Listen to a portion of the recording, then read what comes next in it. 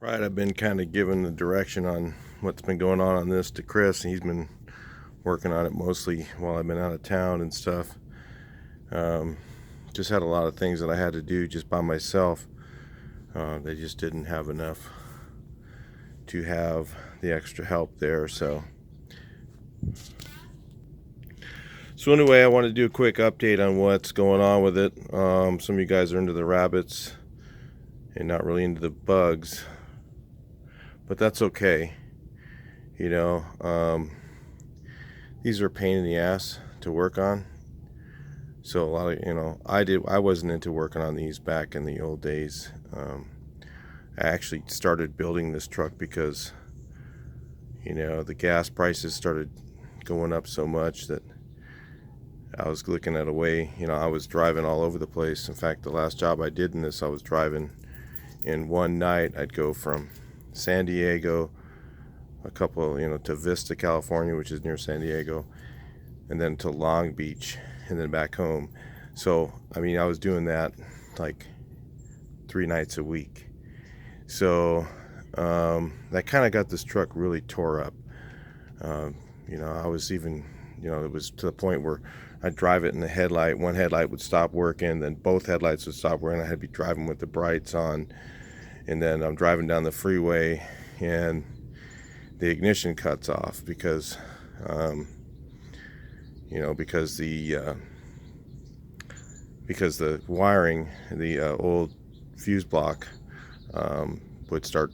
started getting bad connections inside of it, and they're not replaceable on these early rabbits, so they don't make them anywhere that I can find. So we just rewired the truck. That took a while. It was down for a while with that. And the other thing we just did was the battery tray was toast. So if you can see down here, we put some angle iron in and welded in a nice new battery tray because it was kind of loose and the posts wouldn't stay in place, and so the battery would want to fall out.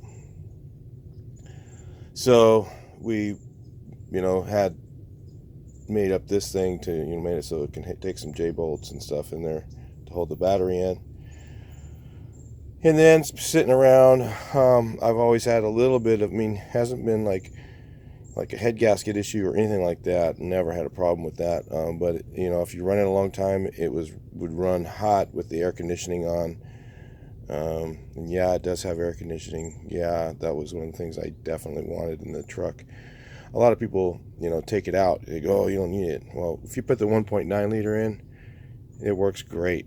If you have the 1.6 liter, you turn on the air and the motor almost stops. So the 1.9 liter motor is the way to go if you're still thinking about it. So we put in this updated, it's a thinner radiator and it's aluminum. And it took a few modifications to fit it in here. It's actually the correct one, but the other one that was in here was made out of whatever it is. Were they copper or brass? I don't know. I don't remember. I think they're copper. And then the tanks are brass or something like that. I don't know. So we went ahead and updated that and put the radiator in here.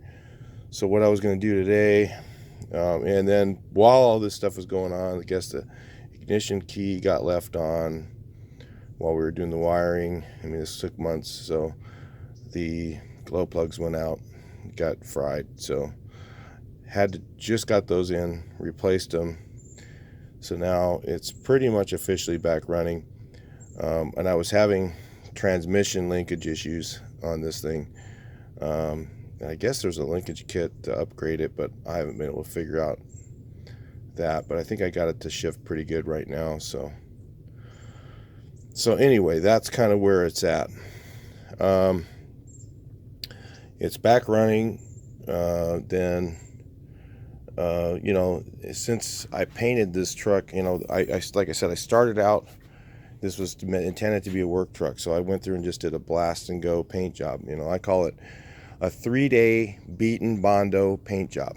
So that's what I spent, about 3 days on this thing.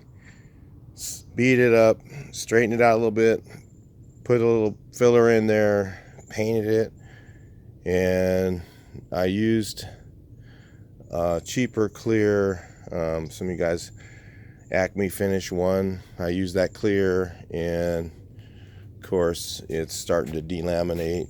You know, it's been 7 years, so kind of expected for that cheap of a clear. The biggest thing was I was doing these thermoplastics, and this glue got all over the outside of it, so I intended to paint this thing anyway. And when I was doing those coffee houses with star patterns, that kind of gives you an idea of what it might be. Driving around doing star pattern thermoplastics in the drive-thrus. So you probably know who that is already. So I was doing all those, and then it just got the truck covered in this glue crap.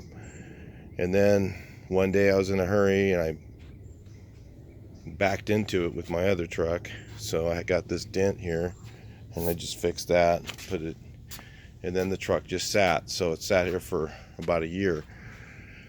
So anyway, what happened is, then after that, after a while, I just decided to, I ran into the sport wagons came down in price, because I didn't want to get a good, nice, beautiful car and then tear it up. And the comfort of the sport wagon versus the comfort in this, I mean, yeah, it's got air conditioning. It doesn't work the greatest, but it does have air conditioning. But when you're tall, and I'm 6'3", when you drive one of these, the seats don't go back very far. You see in here, the seats are all the way against the back glass, and they don't go back very far. So it's really uncomfortable to drive. It's pretty problematic. These early V-dubs were pretty problematic. A lot of problems, little things go wrong. Yeah, even the timing cover won't fit, which I'm going to have to replace this belt, looks like. Yeah, that's got to go. Can't have that thing break. So, and that was German. So then that was about 4 years old. So that's about right, but it's pretty badly cracked for 4 years old German. Socks or whatever it was. It came in it's a German box, and it said made in Germany. There's different ones of the same brand that aren't made in Germany. This one said made in Germany on it. So anyway, got to go visit my buddy over there and pick up a timing belt for this thing. Change that out. So anyway, I was having this issue with the coolant when I got the engine.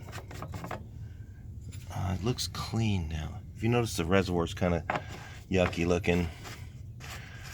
When I got the engine and put it in here, it came from Germany, and there was another engine above it, and oil was leaking down into the coolant. You could see where there was oil from something else above it that was dripping, and it was going right into the coolant tube on this thing. It was all kind of greasy, mucked up, and I rinsed it out as best I could, but with the restrictions, I think, in the radiator that I had, it was restricted with alkali and stuff inside, which you couldn't see, and it was not allowing the oil to rinse out of the radiator. So for some reason, after we changed the radiator, now I don't have the coolant, I don't have the oil in the coolant look, it doesn't look very good.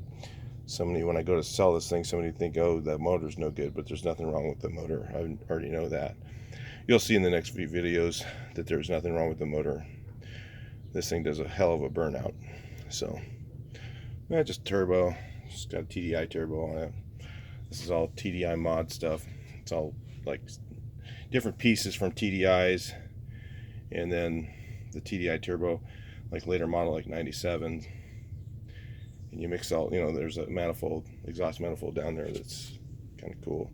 And this is a 1.9 liter naturally aspirated engine, but the naturally aspirated and the turbo 1.9 are exactly the same motor. So the actual motor itself, it's just the bolt-on turbo stuff is different. So anyway, got this thing back running. We can do a little cold start and see if it starts right up.